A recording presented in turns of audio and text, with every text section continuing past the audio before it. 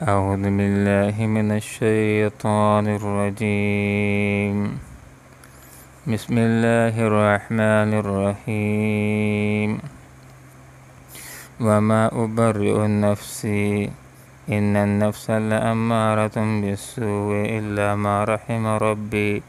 إن ربي غفور رحيم. صدق الله العظيم. سبحانك لا علم لنا إلا ما علمتنا إنك أنت العليم الحكيم. وما أبرئ، اور میں براہت نہیں کر رہا ہوں نفسی اپنے آپ کی، ان بے شک النفس نفس لامارتم لازماً اکساتا ہے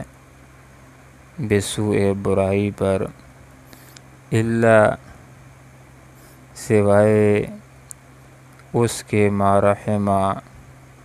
کہ رحم فرمائے جس کے اوپر ربی میرا پروردگار، ان بے شک ربی میرا رب غفور بخشنے والا ہے، رحیم رحم کرنے والا ہے۔ حضرت یوسف علیہ السلام جیل کے اندر تھے، شاہی قاصد آتا ہے، ان سے کہتا ہے کہ بادشاہ سلامت آپ کو بلا رہے ہیں، عزت دینا چاہتے ہیں۔ تو انہوں نے فرمایا کہ بادشاہ سے یہ بات کہیے کہ پہلے پوچھ لیں ان عورتوں کا کیا معاملہ ہے جنہوں نے اپنے ہاتھ کاٹ لیے تھے۔ فوراً باہر آنا قبول نہیں کیا،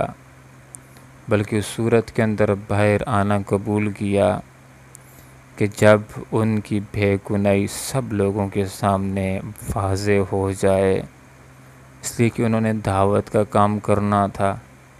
تبلیغ کا کام کرنا تھا، تو اس کے لیے یہ بات ضروری تھی کہ ہر کسی کے ذہن کے اندر یہ بات ہو کہ یوسف علیہ السلام بے قصور تھے۔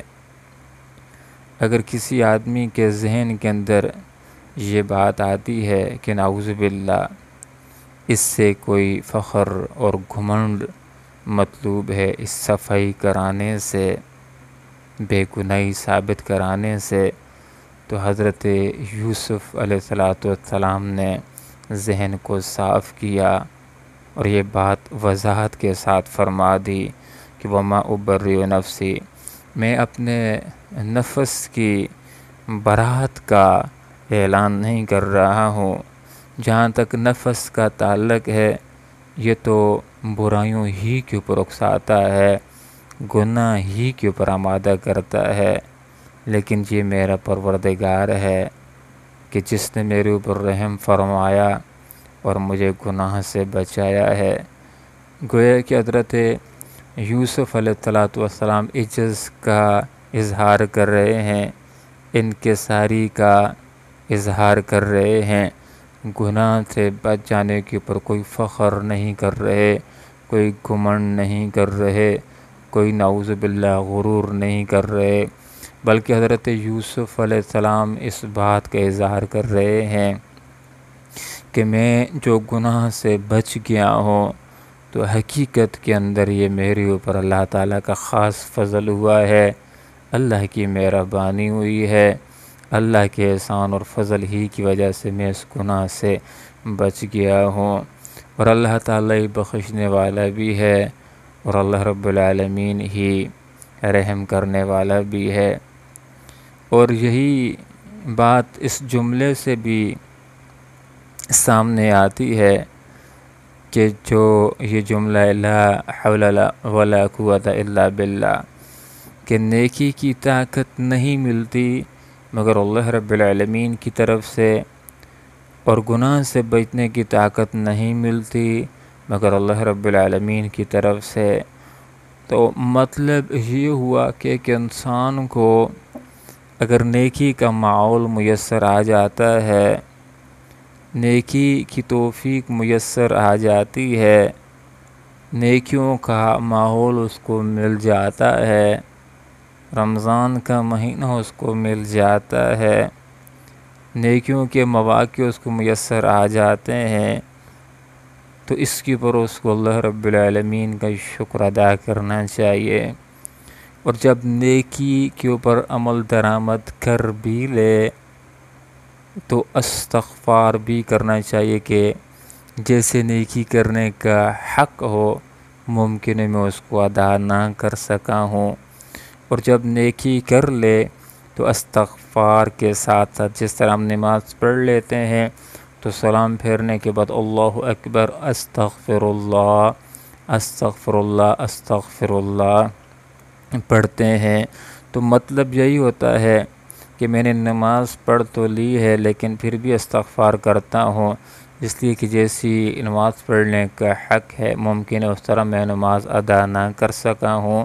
تو اللہ تعالیٰ سے معافی کا خواستہ گار ہوں۔